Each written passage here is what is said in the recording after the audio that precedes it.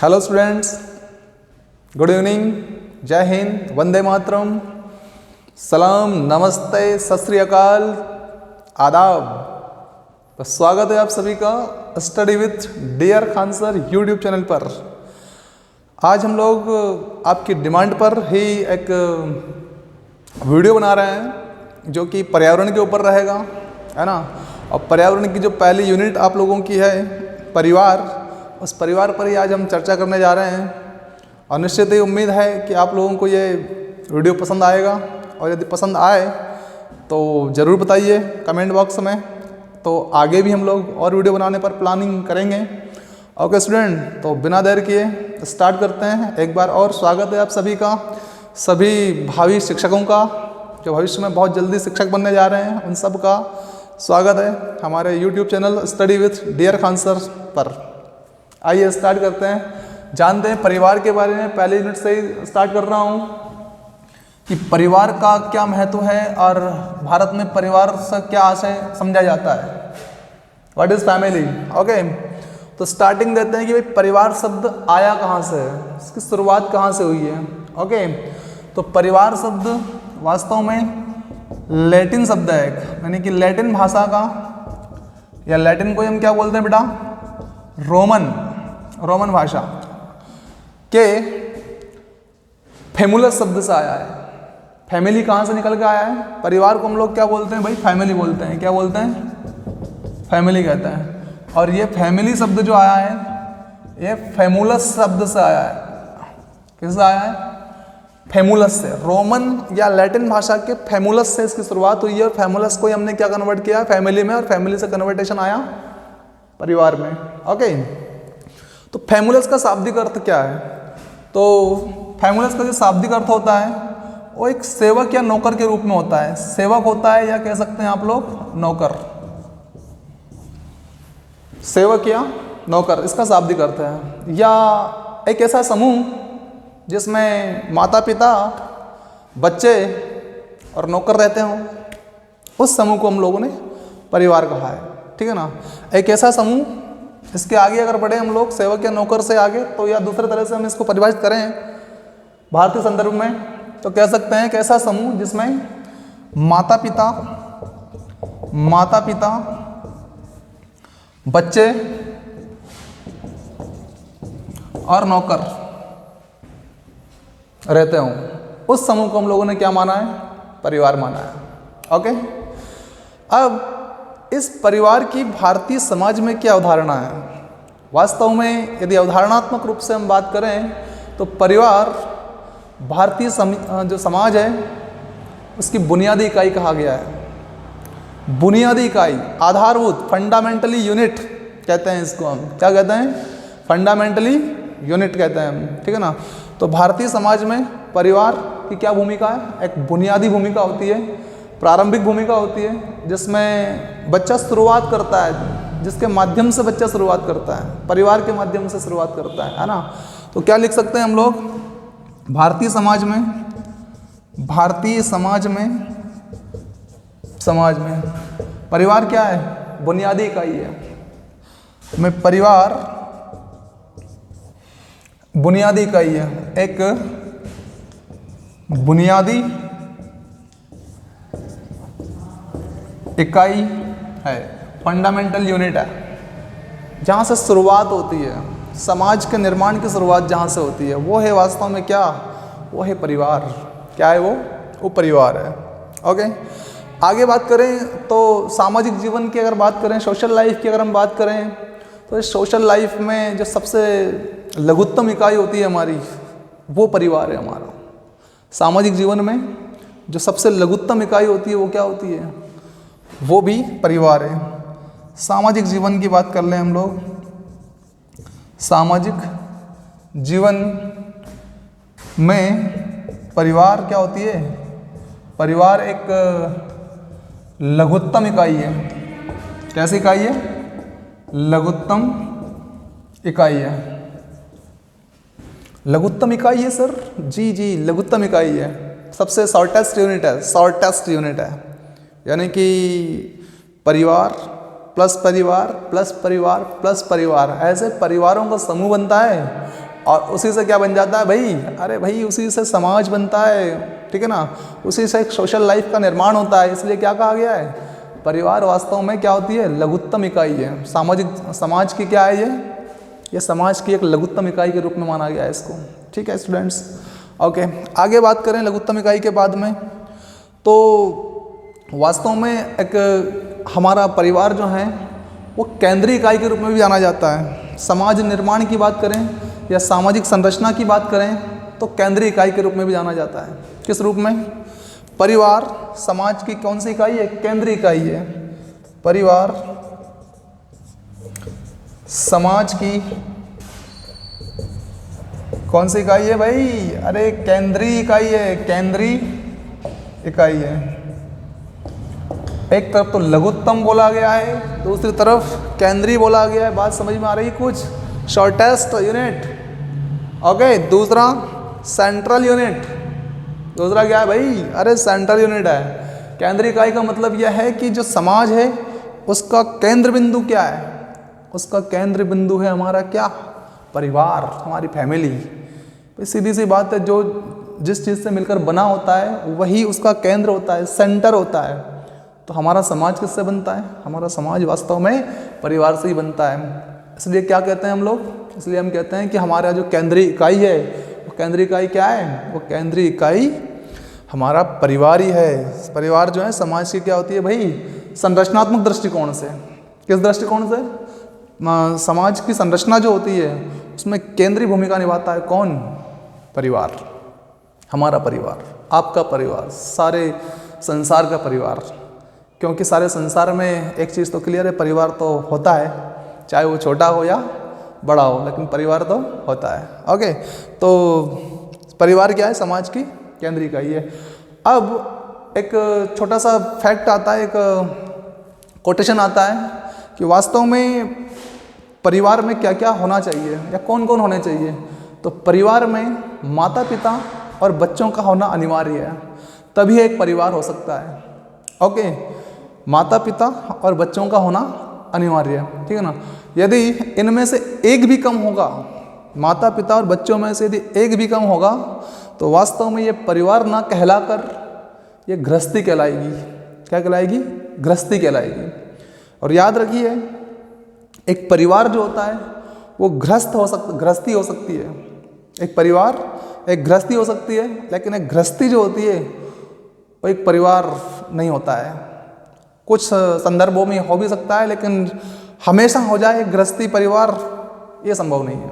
उदाहरण के लिए गृहस्थी क्या है, तो सिंपल सी बात है, जो स्त्री पुरुष जब वैवाहिक बंधन में बंधते हैं, बाउंडेड होते हैं, तो गृहस्थी स्टार्ट हो जाती है। अब यहाँ पर जैसे ही वैवाहिक बंधन में वो बंधे, इसके जस्ट बाद, ये तो जरूरी नहीं हुआ कि जस्ट बाद ही बच्चा हो जाएगा। ओके, तो अभी बच्चा होने में क्या है, समय लगेगा। इसका मतलब कह सकते हैं हम कि प्रत्येक गृहस्थी परिवार नहीं होता है। ओके, लेकिन प्रत्येक परिवार गृहस्थी हो सकता है। क्यों, क्योंकि परिवार में हमने शामिल ही क्या करा है, माता पिता और बच्चे, यानी कि परिवार है तो बच्चे तो हैं साथ में। ओके, तो प्रत्येक परिवार गृहस्थी हो सकता है, लेकिन प्रत्येक गृहस्थी परिवार नहीं होता है भाई। ठीक है, समझ में आ गया। चलिए हम आगे बात करते हैं। तो आगे हम एक जैविक इकाई के रूप में देखते हैं परिवार को। किस रूप में देखते हैं, जैविक इकाई के रूप में। तो जैविक इकाई जो है, यानी कि हमें जीना है और वंश को आगे बढ़ाना है। तो फिर क्या ऐसे कॉन्सेप्ट है, क्या ऐसी अवधारणा है हमारे समाज में, प्रचलित चीज़ें हैं जिनके माध्यम से हम वंश को आगे बढ़ा सकते हैं।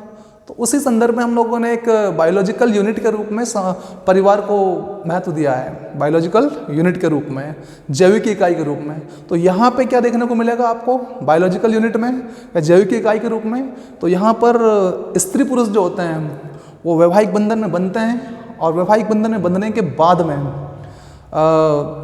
यौन संबंधों की स्थापना करते हैं, और यौन संबंधों की स्थापना के बाद बच्चों को जन्म देते हैं, बच्चों को जन्म देते हैं। और इन सारी जो घटनाएं हुई है, इनको सबसे अच्छी बात ये होती है कि यहाँ सामाजिक मान्यता प्राप्त होती है, क्योंकि इसी समाज में और इसी परिवार में रहकर ही ये सारी चीज़ों को बड़ी आसानी से और सुविधापूर्ण तरीके से किया जा सकता है, ठीक है ना। यदि समाज से बाहर हटके हम ये सब काम करेंगे तो ये इन सब चीज़ों की हमें अनुमति समाज कतई नहीं देता है, ठीक है ना। तो याद रखिए, जैविक इकाई के रूप में स्त्री और पुरुष क्या करते हैं, यौन संबंध को स्थापित करते हैं और अपनी वंश परंपरा को आगे बढ़ाने के लिए बच्चों को जन्म देते हैं, और जिसकी स्वीकृति समाज स्वाभाविक रूप से देता है, जिसकी स्वीकृति समाज स्वाभाविक रूप से देता है। ओके स्टूडेंट, आगे बात करें तो सामाजिक इकाई के रूप में अगर मैं बात करूं हमारे परिवार की, अच्छा पहले एक चीज़ लिख देता हूं मैं इस चीज़ को आपको कि भाई जैविक इकाई के रूप में क्या बोला मैंने आपसे, जैविकीय इकाई के रूप में परिवार, इकाई के रूप में परिवार। इसमें क्या होता है, इसमें स्त्री पुरुष यौन संबंध करते हैं, यौन संबंध बनाते हैं और बच्चे को जन्म देते हैं। ओके, तो यहाँ लिख सकते हैं आप लोग, स्त्री पुरुषों को, जो वयस्क होते हैं उनको खासकर, है ना, स्त्री पुरुषों को यौन संबंध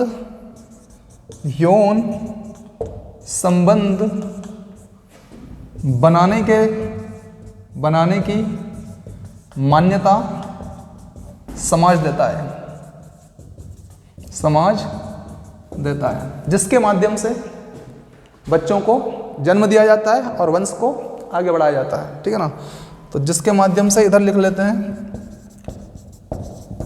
जिसके माध्यम से बच्चों को जन्म दिया जाता है, यौन संबंधों को निर्मित करके या बना के, ठीक है ना, जन्म दिया जाता है और वंश को आगे बढ़ाया जाता है, और वंश को आगे बढ़ाया जाता है।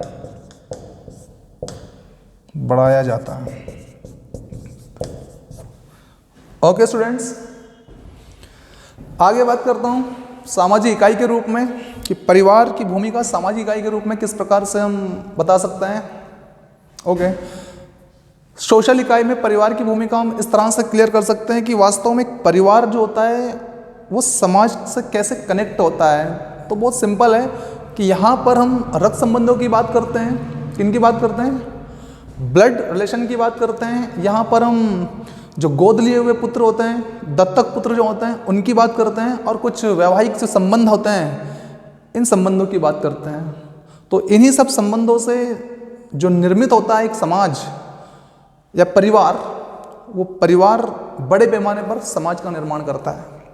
यही परिवार जो रक्त संबंधों पर निर्मित होता है, जो वैवाहिक संबंधों पर निर्मित होता है, या फिर गोद लिए हुए लोगों से या पुत्रों से या व्यक्तियों से निर्मित होता है। यही परिवार जो है ये बड़े पैमाने पर, बड़े स्तर पर समाज का निर्माण करता है।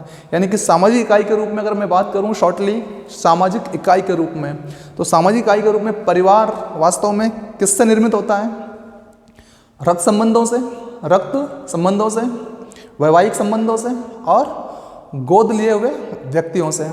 ये तीन चीज़ें मूल रूप से होती है यहाँ पे, जिनके माध्यम से एक परिवार सामाजिक इकाई के रूप में कार्यरत होता है या कार्य करता है। ओके स्टूडेंट, तो सामाजिक इकाई के रूप में भी हमने देखा, उसके बाद में जैविक इकाई के रूप में भी हम लोगों ने देखा, लघुत्तम इकाई के रूप में भी हम लोगों ने देखा, केंद्रीय इकाई के रूप में भी हम लोगों ने देखा। ओके, और साथ ही साथ बुनियादी इकाई जो होती है उसके बारे में भी हमने देखा।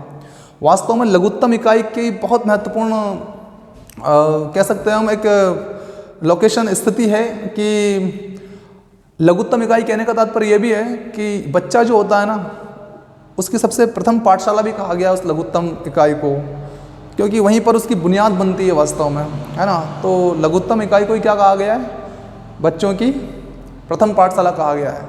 ठीक है, चलिए आगे बढ़ते हैं और अब परिवार की जो परिभाषा हैं उन परिभाषाओं पर थोड़ी चर्चा करेंगे कि कौन से विचारक ने क्या क्या परिभाषाएं दी है, क्योंकि इन विचारों को के बारे में आपको जानना बहुत ज़रूरी है। और सबसे अच्छी बात यह है कि इन परिभाषाओं को हम याद करने का भी प्रयास करेंगे और आसानी से याद भी हो जाएगी ये परिभाषाएँ, है ना।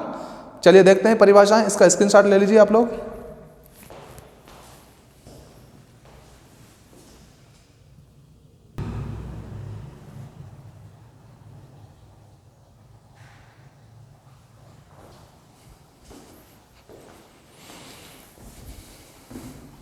चलिए देखिए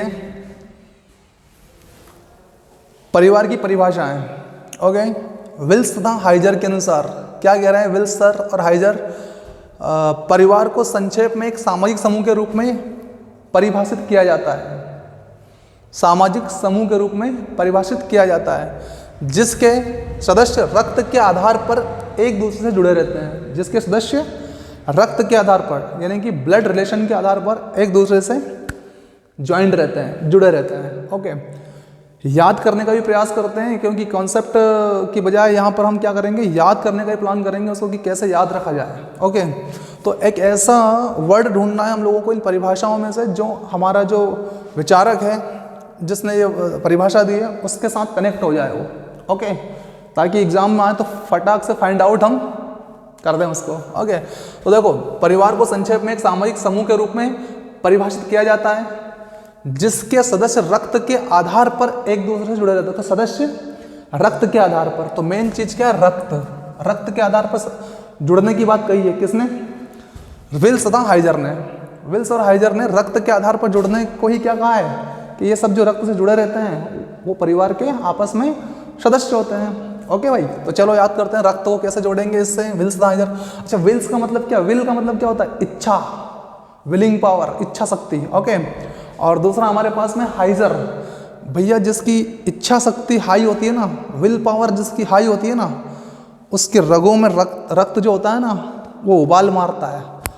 रगों में रक्त क्या मारता है? उबाल मारता है। हर किसी काम को बड़ी आसानी से करने की क्षमता वो रखता है। ओके स्टूडेंट्स, तो क्लियर हो गया होगा। विल हाई जिसकी होती है, विल हाई जिसकी होती है उसकी रगों में रक्त कैसा होता है? गर्म खून होता है, उबाल मारता है। ओके, ऐसे तो रक्त के संबंध के बारे में बात की गई है कि रक्त संबंधी आपस में क्या होते हैं? परिवार के सदस्य होते हैं। ओके, रक्त के आधार पर एक दूसरे से जुड़े होते हैं, एक दूसरे से जुड़े होते हैं। तो रक्त के द्वारा जुड़ना समझ में आ गया। रक्त कहाँ से पकड़ा हम लोगों ने? विल हाई रहेगी तो रक्त भी कैसा रहेगा? गर्म रहेगा हमेशा कि चलो ये काम करना है, वो काम करना है, फटाफट काम हो जाएंगे। ओके, चलिए नेक्स्ट देखते हैं। अगला है मैकाइवर एवं पेज के अनुसार। मैकाइवर पेज क्या कह रहे हैं? परिवार एक समूह है जो यौन संबंधों पर आधारित होता है। क्या बोला इन्होंने? यौन संबंधों पर आधारित होता है। एक ऐसा समूह बताया है कि ये यौन संबंधों पर आधारित है, यानी कि मेन फोकस इनका जो रहा है वो किस पर रहा है? यौन संबंध पर रहा है। ओके, आगे कह रहे हैं इसका आकार छोटा होता है। परिवार का आकार जनरली इन्होंने क्या कहा है? छोटा होता है। ठीक है, और बच्चों के जन्म एवं पालन पोषण की व्यवस्था करता है कौन? परिवार। इन्होंने कहा भाई कि परिवार वास्तव में यौन संबंधों पर आधारित होता है, आकार छोटा होता है, और क्या कहा कि जो परिवार में जो बच्चे होते हैं परिवार उनके लालन पालन के लिए भी रिस्पॉन्सिबल होता है, जिम्मेदार होता है। तो मेन फोकस की जो बात हो गई यहाँ से सारी चीज पकड़ में आ जाएगी, यौन संबंध। मैकाइवर पेज ने किस पर ध्यान दिया है? यौन संबंधों पर, कि भाई यौन संबंध ही मेन होते हैं परिवार में। ये कहा है किसने? मैकाइवर और पेज ने। तो देखो कैसे याद करेंगे मैकाइवर, तो ऐसे याद रखिए, वर लीजिए यहाँ से, वर वधु होते हैं कि नहीं भाई? मैकाइवर का कोड क्या कर लिया हम लोगों ने? वर बना लिया। ओके, तो मैकाइवर में वर, तो वर वधु के बीच बताइए आप लोग, या स्त्री पुरुष जो होते हैं, वयस्क स्त्री पुरुष जो होते हैं उनके बीच में यौन संबंध होते हैं कि नहीं होते हैं? तो वर वधु के बीच क्या? यौन संबंध। तो परिवार का आधार क्या बताया इन्होंने? यौन संबंध बताया है। किसने? मैकाइवर और पेज ने। मैकाइवर और पेज ने। क्लियर है? तो मैकाइवर में से क्या लेना है? वर, और वर से जोड़ देना है वधु। वर वधु के बीच क्या? यौन संबंध। Okay, sexual relationship. ओके, तो यौन संबंधों पर आधारित होता है और इसका आकार कैसा होता है? छोटा होता है। ओके, उसके बाद बच्चों के, अब यौन संबंध बनेंगे भैया तो सीधी बात है कि बच्चों का जन्म होगा ही, और बच्चों का जन्म अगर होता है तो हम सब जानते हैं कि ज़्यादातर वो परिवार में ही खेलते कूदते हैं और बड़े होते हैं। ओके, तो इस प्रकार से बच्चों के जन्म एवं पालन पोषण की व्यवस्था करता है कौन? परिवार। ठीक है, चलिए आगे देखते हैं। क्लेयर के अनुसार, किसके अनुसार? क्लेयर को याद रखिए, क्लियर बस। क्लियर ने क्या कहा? अरे माता पिता और उनके बच्चों के बीच पाए जाने वाले संबंधों की व्यवस्था कोई परिवार का है। माता पिता और उनके बीच, उनके बच्चों के बीच जो रिलेशन होता है, जो रिलेशन बनता है, उस व्यवस्था को ही क्लियर ने क्या कहा है? परिवार का है। तो माता पिता और बच्चे पढ़ते ही आ रहे हैं हम कि माता पिता और बच्चा जो होता है वही एक परिवार है, इनसे मिलाकर ही क्या बना है? परिवार बना। तो ये बात सबको क्लियर है मेरे ख्याल से कि माता पिता और बच्चे, क्लियर ओके, तो सबको क्लियर है ना आप लोगों को? अरे भाई क्लियर है सर कि माता पिता और बच्चे और उनके बीच आपसी संबंध जो होते हैं उस व्यवस्था को ही हमने क्या कहा? हमने परिवार कहा। यही क्लियर ने कहा तो वो क्लियर ही कहा उसने। ओके चलिए आगे बढ़ते हैं। आगे बात करते हैं इलियट तथा मेरिट के अनुसार। क्या है भाई? इलियट और मेरिल इन्होंने क्या कहा? इलियट और मेरिल ने परिवार, पति पत्नी एवं बच्चे, यहाँ माता पिता का नाम ना लेकर पति पत्नी कह दिया। ओके, पति पत्नी एवं बच्चों से मिलकर बना एक सामाजिक संगठन है। पति पत्नी एवं बच्चों से मिलकर बना एक सामाजिक संगठन, इसको बहुत आसानी से याद करेंगे। देखिए इलियट, क्या शब्द लिखा हुआ है भाई? इलियट और मेरिल। इलियट और मेरिल तो दो पति पत्नी जो हैं वो आपस में बात कर रहे हैं। और आपको खुद को मालूम, जैसे अपने पास अपन बच्चे को उठाते हैं ऊपर, तो जनरली अगर अपने यहाँ पेन वगैरह रखी होती है तो बच्चा उस पेन को ही हाथ लगाता है और वो निकाल लेता है। कई बार हमने अपने को ध्यान भी नहीं रहता है। तो हम दोनों पति पत्नी जैसे कह रहे हैं कि भाई हमारी पेन किसने निकाल ली? बच्चों ने निकाल ली। तो देखो लीट, पेन को क्या बोलेंगे? लीट, मेरी लीट। मेरी लीट मैं कह रहा हूँ, ठीक है, कि मेरी लीट किसने निकाली? भाई बच्चों ने निकाली। तो मेरी, तो मैं तो क्या हो गया? पति हो गया। और किससे मैं बोल रहा हूँ? पत्नी से, कि मेरी लीड किसने निकाली? तो पत्नी क्या कहेगी? बच्चों ने निकाली होगी। तो पति पत्नी और बच्चों की बात किसने कही है? इलियट और मेरिल ने। इलियट और मेरिल ने। ओके, मेरी लीड किसने निकाली? बच्चों ने। मेरी लीड किसने निकाली? बच्चों ने। ओके, तो पति पत्नी और बच्चों से मिलकर बना एक सामाजिक संगठन है, एक सोशल ऑर्गेनाइजेशन है। क्या? परिवार। पति पत्नी की बात हुई और बच्चों की हुई है। ओके चलिए आगे बढ़ते हैं। लूसी मेयर, परिवार एक गृहस्थ समूह है। परिवार एक गृहस्थ समूह है जिसमें माता पिता और उनके संतान साथ साथ रहते हैं। या फिर वही बात आ गई, माता पिता और संतान का मामला आ गया वापस। चलो इसको अपन एक अलग कॉन्सेप्ट से याद करते हैं। मेयर शब्द आया है यहाँ पर, लूसी मेयर। मेयर को मैं याद करता हूँ मैं यार से। मैं यार, मैं यार। हम कहते हैं ना, अरे यार मैं यार वहाँ नहीं जाऊँगा, ऐसा नहीं होगा, मैं यार, वो वाला मैं यार। मेयर को मैं यार। ओके, तो हम ये कहेंगे मैं यार मेरे माता पिता के बिना कुछ भी नहीं हूँ। मेरा जो आधार है, मेरी जो बुनियाद है वो कौन है? मेरे माता पिता है। ओके, तो मैं यार माता पिता के बिना कुछ नहीं हूँ। तो देखो मैं यार से क्या, मैं तो हो गया उनका बच्चा और माता पिता सामने है। ओके, तो माता पिता और बच्चों की बात किसने की है? लूसी मेयर ने। तो मैं यार माता पिता के बिना कुछ नहीं हूँ। ओके, बहुत सिंपल हो गया। तो मैं से तो हो गया बच्चा, मैं बच्चा उनका, माता पिता का। ओके, बोलो से परिवार एक गृहस्थ समूह है जिसमें माता पिता और उनकी संतान। तो मैं तो हो गया संतान। मैं यार क्या हूँ? संतान। और माता पिता के बिना मैं कुछ भी नहीं हूँ। संतानें वास्तव में माता पिता के बिना कुछ भी नहीं होती है। मूल आधार स्तंभ ही वही है। ओके, तो क्लियर हो गया होगा आपको मेयर। ओके, नेक्स्ट देखिएगा कर्वे। कर्वे के अनुसार भारत में परिवार का अर्थ संयुक्त परिवार से। बहुत सिंपल शब्दों में कह दिया कर्वे ने कि भाई भारत में परिवार का जो आशय है, मीनिंग निकलता है, क्या निकलता है? संयुक्त परिवार से। ठीक है, हो सकता है कर्वे के ज़माने में बड़े परिवार हुआ करते थे भारत में, सही बात भी है। आज स्थितियाँ कुछ और है। ठीक है, कोई बात नहीं। तो कर्वे हम सबको भी करना चाहिए क्या? कि हम सब संयुक्त परिवार में रहें। भाई संयुक्त परिवार के अपने मजे होते हैं, है ना? सब एक दूसरे का सहयोग करते हैं। ओके, तमाम तरह के आर्थिक सहयोग भी होते हैं और उसके बाद में मानसिक जो स्थितियाँ होती हैं एक दूसरे की, आपस में लोग समझते हैं और सहयोग की भावनाओं से लिप्त रहते हैं। ओके स्टूडेंट्स, तो क्लियर हो गया। कर्वे सब लोग करो, क्या करो? संयुक्त परिवार की अवधारणा बिठाओ कि टूटे ना परिवार, परिवार कंबाइंड रहे, बना रहे परिवार। तो करो, करो से कर्वे, करो करो कर्वे, क्या करो? संयुक्त परिवार करो सबका, सब मिलकर कोशिश करो कि संयुक्त परिवार बना रहे। बड़े बुजुर्ग हमारे साथ रहें, उनका सम्मान करें हम सब। ओके, ताकि बाद में आने वाली पीढ़ियां हमारा सम्मान करें। ओके स्टूडेंट्स, चलिए आगे करो, क्या करो? संयुक्त परिवार करो, बड़ा बनाओ। ओके, अगला देखिए CH कुले के अनुसार। CH कुले, यहाँ पर इसको क्या पढ़ना है आपको याद करने के लिए? सच कूल पढ़ना है। CH को क्या पढ़ेंगे? सच, और कूल को, कुले को कूल पढ़ना है। सच में कूल है, सच में कूल है। कूल का मतलब क्या? ठंडा। कूल मतलब ठंडा। तो सच में कूल है। क्या कूल है सच में?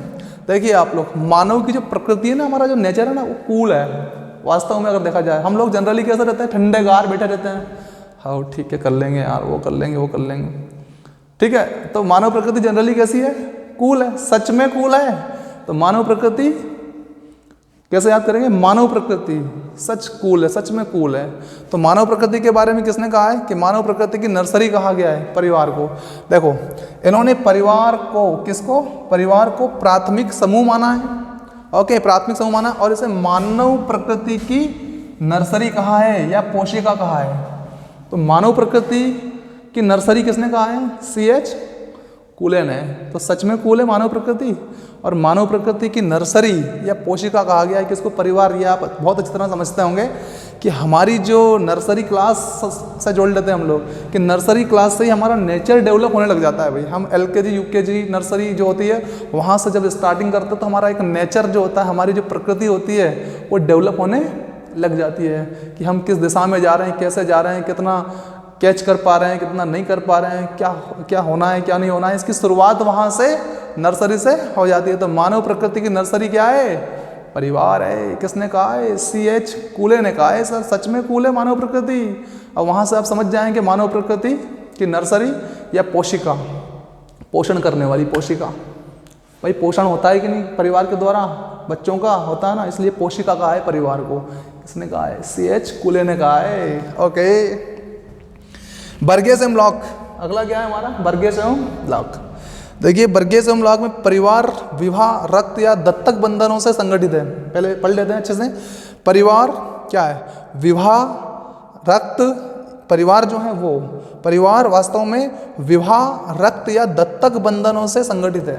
दत्तक बंधनों से संगठित है जिसमें एक सामान्य संस्कृति का सृजन एवं पोषण कर, सामान्य संस्कृति का सृजन मतलब निर्माण, सृजन का मतलब निर्माण एवं पोषण कर पति पत्नी, माता पिता, पति पत्नी, माता पिता, पुत्र पुत्री, अंतर्निहित इंटरनल रिएक्शन, अंतर्निहित क्रियाएं करते हुए साधारण गृहस्थी की रचना करते हैं। साधारण गृहस्थी की रचना करते हैं। ओके, बहुत सिंपल सा समझ में आ गया होगा कि सब लोग मिलके ये गृहस्थी चलाते हैं। पति पत्नी होते हैं, माता पिता होते हैं और हमारे बच्चे जो होते हैं वो सब मिलकर क्या करते हैं? एक गृहस्थी का निर्माण करते हैं। ओके, अब इसमें संबंध जो है उनके बारे में बताया, विवाह की बात की है, दत्तक पुत्रों की बात की है, दत्तक होते हैं या फिर रक्त संबंध होते हैं। ये तीन चीज़ों के बारे में चर्चा की है। विवाह, रक्त और दत्तक संबंधों पर आधारित होता है। ठीक है ना। देखिए परिवार विवाह, रक्त या दत्तक बंधनों से संगठित है, ऑर्गेनाइज्ड है ना। किन से? विवाह से, रक्त या दत्तक बंधनों से संगठित है। मतलब ये तीन बिंदु ही मुख्य है। किसके अनुसार? बर्गेस एवं लॉक के अनुसार। बर्गेस में से उठाइए गैस, आप याद रखने के लिए क्या उठाएंगे? गैस, और इधर लॉक लेंगे अपन। अच्छा देखते हैं गैस और लॉक का संबंध कैसे हम इस डेफिनेशन में बिठाते हैं। देखिए भाई आप सब जानते हैं जब विवाह होता है, कन्या का जब विवाह होता है तो जनरली तौर पर गैस दिया जाता है। विवाह में गैस दिया जाता है। देता कौन है? पिताजी देते हैं सर, पिताजी। तो पिताजी होते क्या है? दाता होते हैं। दाता, दाता से याद करेंगे दत्तक। दाता ने क्या दिया? गैस दिया। किसमें दिया? विवाह में दिया। इतनी बात समझ में आ गई क्या? दाता ने, दाता से दत्तक, दाता ने क्या दिया? गैस दिया। किसमें? विवाह में। कन्या के विवाह में गैस दिया। तो दाता, देखो आप लोग बर्गेस एवं लॉक, तो ये गैस दिया। किसमें दिया? विवाह में दिया। किसने दिया? दत्तक ने। दत्तक मतलब दाता ने दिया। विवाह में दाता ने क्या दिया भाई? गैस दिया। इतनी बात हो गई। और लॉक शब्द है, लॉक से हम रक्त याद कर लेंगे। यहाँ से आप सबका रक्त बॉडी में लॉक है कि नहीं है भाई? बॉडी के द्वारा लॉक है कि नहीं? अंदर ही अंदर है ना, बाहर तो नहीं है। तो लॉक है, क्या है? रक्त। रक्त लॉक ही रहता है अंदर। ओके, तो क्लियर हो गया गैस और लॉक। गैस किसमें दिया भाई? अरे सर विवाह में दिया था। किसने? दाता ने। दाता मतलब दत्तक। दाता मतलब दत्तक। और रक्त, रक्त तो सर लॉक ही रहता है। तो बर्गेस एवं लॉक के अनुसार परिवार जो है वास्तव में क्या है? परिवार वास्तव में विवाह, रक्त और दत्तक जो संबंध होते हैं उनसे संगठित होता है। उनसे संगठित होता है जिसमें माता पिता, पति पत्नी, पुत्र पुत्री, ये सब इस परिवार में अंतर्निहित क्रियाएं करते हैं और एक सामान्य गृहस्थी का निर्माण करते हैं। और एक सामान्य गृहस्थी का निर्माण करते हैं। क्लियर हो गया? सामान्य गृहस्थी इन्हीं से मिलकर तो बनती है। माता पिता, पति पत्नी, बच्चे वगैरह वगैरह, एक गृहस्थी बन गई कंप्लीट। ओके, तो मुझे लगता है क्लियर हो गया होगा आपको। बर्गेस एवं लॉक के अनुसार बर्गेस गैस दिया हमने किसमें, विवाह में किसने दिया, दाता ने, दत्तक, तो दत्तक पुत्र भी शामिल होते हैं। ओके, और रक्त तो हमेशा लॉक रहता है, ये सर लॉक रहता है। ओके, आगे बढ़ते हैं। मजूमदार, अगला क्या, मजूमदार को याद रखिए, मजे में है सब, मजो, देखो ये लिखा रहा है मजू, मजू में, मजे में। अच्छा, सबको पता है ना कि जब हम लोग एक ही छत के नीचे सारा परिवार इकट्ठा होता है तो मजा आता है कि नहीं आता है, तो यही कहा है मजूमदार ने भाई। अरे कि सब एक ही छत के नीचे, परिवार वह है जिसमें सभी लोग एक छत के नीचे रहते हैं, क्या करते हैं, रहते हैं। ओके, तो देखिए मजूमदार परिवार उन व्यक्तियों का समूह है जो एक ही छत के नीचे रहते हैं, जो एक ही छत के नीचे रहते हैं तथा जो रक्त संबंधी सूत्रों से संबद्ध रहते हैं। अब जब हम एक ही छत के नीचे रह रहे हैं परिवार के रूप में, तो सब में कहीं ना कहीं ब्लड का रिश्ता है कि नहीं, ज़्यादातर लोगों में क्या रहता है, ब्लड से संबंधित रहते हैं, रक्त से जुड़े रहते हैं। जैसे कि मैं पुत्र हूँ तो मैं पिता से जुड़ा हुआ है, रक्त संबंध है, माता से जुड़ा हूँ, रक्त संबंध है। तो ये तीन लोग निर्माण कर देते हैं, परिवार का नहीं करते हैं, माता पिता और उनके बच्चे शामिल होते हैं मेनली, है ना। तो मैं पुत्र हो गया, मेरे माता पिता है, तो मेरे माता पिता का जो ब्लड है, यानी कि हम सीधे से बात करते हैं, वो जो रक्त होता है, उस रक्त से हमारा संबंध सीधे कहाँ ले जाते हैं हम लोग, डीएनए के पास ले जाते हैं। भाई उनका डीएनए या उनका जो गुणसूत्र है, डीएनए वास्तव में गुणसूत्र पर ही चिपके रहते हैं। ओके, मोतियों जैसी रचना होती है गुणसूत्र के ऊपर, वो डीएनए होता है, ठीक है ना। हाँ, वही वाटसन और क्रिक वाले डीएनए जिनकी खोज की थी, ठीक है ना, वाटसन एवं क्रिक ने डीएनए की खोज की, है ना। कब की थी सर, 1953 में की थी, और 1962 में इसके लिए उन्हें नोबेल पुरस्कार भी मिला था, वाटसन एवं क्रिक को। ओके, तो बात समझ में आ गई आपको। रक्त संबंध की बात की है उन्होंने एक तो मजे आते हैं एक छत के नीचे जब इकट्ठे होते हैं शादी वगैरह में हम लोग, तो मजे आते हैं। तो यही बोला है, परिवार उन व्यक्तियों का समूह है जो एक ही छत के नीचे रहते हैं तथा उनके बीच क्या संबंध होता है, रक्त संबंध होता है। और रक्त संबंध जब रक्त संबंधी जब मिलते हैं आपस में, तो हृदय की गहराइयों तक आनंद आते हैं साहब, हृदय की गहराइयों तक आनंद की अनुभूति हो जाती है बहुत दिन में जब हम मिलते हैं तो। ओके, तो रक्त संबंध से क्या होते हैं, हम संबंधित रहते हैं, जुड़े रहते हैं। ओके, और आगे लिखा है उन्होंने, और स्थान हित व पारस्परिक कृतज्ञता के आधार पर, स्थान हित व पारस्परिक कृतज्ञता के आधार पर एक होने की भावना रखते हैं, एक होने की भावना रखते हैं। ओके, सब पता है हमको, हम एक ही स्थान पर रहते हैं, छत के नीचे रहेंगे तो एक ही स्थान पर रहते हैं, और एक दूसरे का हित साधेंगे नहीं साधेंगे, एक दूसरे का हित साधेंगे हम लोग, एक दूसरे का सहयोग करेंगे, ठीक है ना। और पारस्परिक कृतज्ञता, एक दूसरे के प्रति विनम्र भाव भी रखते हैं हम लोग, सम्मान का भाव भी रखते हैं। तो बिल्कुल ये सारी बातें जो कही है, मजे की बातें कही है कि हाँ एक ही स्थान पर रहते हैं और निश्चित रूप से हम एक दूसरे का हित साधते हैं और पारस्परिक कृतज्ञता रखते हैं एक दूसरे के प्रति, है ना, के आधार पर एक होने की भावना हम सब रखते हैं। तो ये किसका स्टेटमेंट है, मजूमदार का स्टेटमेंट है। ओके स्टूडेंट्स, आगे देखिएगा, George Peter and Murdock, George Peter Murdock, Peter और मुर्डॉक को कनेक्ट करिए पहले कि पीटर और मुर्डॉक दोनों को एक करते हैं। ऐसा याद रखिए, जनरली हमारे समाज में कई घटनाएं देखने को मिल जाती होंगी आप लोगों को कि जैसे एक पति कह रहा है कि मुंह ढांक अपनी पत्नी से वरना पीट दूंगा, मुंह ढांक वरना पीट दूंगा, मुंह ढांक के रख वरना पीट दूंगा। अच्छा क्यों कह रहा है पता है, क्योंकि ये कॉमन परिवार में रहने वाले पति पत्नी है, तो कि बड़ों का सम्मान करो, मुंह ढांको, ऐसा कह रहा है ये। ओके, तो मुंह ढांक वरना पीट दूंगा क्यों कह रहा है, जरा उत्तर देख लेते हैं इसमें कैसे। कि परिवार एक सामाजिक समूह है, सोशल ग्रुप है, वास्तव में परिवार क्या है, एक सोशल ग्रुप है। तो परिवार एक सामाजिक समूह है जिसकी विशेषता है सामान्य निवास। देखो यहाँ से मैं 3 शब्दों को कनेक्ट करूंगा उससे, मुंह ढांक वरना पीट दूंगा। ओके, सबसे पहले तो जोड़े सामान्य निवास, यानी कि सब लोग एक साथ रह रहे हैं तो बड़ों का मुंह ढांकना पड़ेगा, सामान्य निवास में बड़ों का मुंह ढांकना पड़ेगा, इसीलिए कह रहे हैं वो, ठीक है। उसके बाद आर्थिक सहयोग, अब बताइए सामान्य निवास में रहेंगे तो सब एक दूसरे का क्या करेंगे, आर्थिक सहयोग करेंगे नहीं करेंगे, करेंगे। अब ये मुंह ढांकने वाली बात हो रही है तो उसको ऐसा कर दो कि पति और पत्नी एक दूसरे का आर्थिक सहयोग करते हैं। यदि पति जॉब में है तो पत्नी का सहयोग करेगा, पत्नी जॉब में है तो पति का सहयोग किया जाएगा। ओके, तो एक दूसरे का आर्थिक सहयोग किया जाता है, क्लियर है। और फिर वो मुंह ढांकने वाली जो बात हो रही है वहाँ से आप कनेक्ट कर सकते हैं पीटर और मुंह ढांक, है ना। अब भैया ये पति पत्नी है तो इनके बीच प्रजनन की क्रियाएं जो हैं वो स्वाभाविक हैं, और अगर प्रजनन की क्रियाएं स्वाभाविक है इनके बीच में तो आगे का जो परिणाम है, इनमें वयस्क पुरुष और स्त्री, ये दोनों क्या है, पति पत्नी, वयस्क पुरुष और स्त्री जो है वो जिनमें कम से कम 2 के मध्य, अब दोनों ही है ना, स्त्री पुरुष दोनों ही है, दोनों के मध्य समाज द्वारा वैध यौन संबंध होते हैं। यानी कि ये दोनों अगर यौन संबंध स्थापित करते हैं तो समाज इसको वैध मानता है कि कोई दिक्कत वाली बात नहीं है, वैध है वो। और यदि वैध संबंध बने हैं ये, तो इसके माध्यम से क्या होगा है, और एक या अधिक संतान उत्पन्न करते हैं उन यौन संबंधों के माध्यम से। तो एक या अधिक बच्चे स्वयं के, या तो स्वयं उत्पन्न कर लें वो, या फिर वो गोद भी ले सकते हैं, और दत्तक पुत्रों को भी एडॉप्ट कर सकते हैं। ओके, इस प्रकार से किसने कहा है, जॉर्ज बिटर एवं मूढ़ा। तो पीड़ दूंगा मूढ़ा, क्यों? क्योंकि कॉमन परिवार है इसलिए, ठीक है ना। और आर्थिक सहयोग की बात होगी, है ना, आर्थिक सहयोग और दूसरा प्रजनन, ये 3 बातें कही गई है।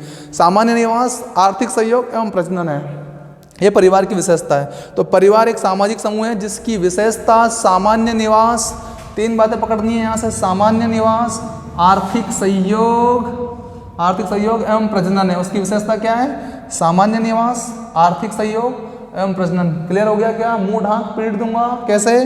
क्योंकि सामान्य जगह पर रह रहे हैं हम लोग, है ना, स्पेशल जगह नहीं है। ओके, तो सामान्य निवास है। फिर पति पत्नी का सहयोग करेगा नहीं करेगा, सामान्य निवास में भले ही है, लेकिन वो सहयोग तो रहेगा पैसे के मामले में। तो आर्थिक सहयोग और प्रजनन दोनों के बीच में कौन सी क्रियाएं होंगी? प्रजनन, रिप्रोडक्शन, रिएक्शंस या जो एक्शन होती है वो निश्चित रूप से होगी। तो प्रजनन है, ये विशेषता हो गई। इनमें वयस्क पुरुष और स्त्री जिनमें कम से कम 2 के मध्य समाज, कम से कम 2 के मध्य, वही स्त्री पुरुष है ना, जिसको हमारा समाज मान्यता देता है यौन संबंध स्थापित करने के लिए।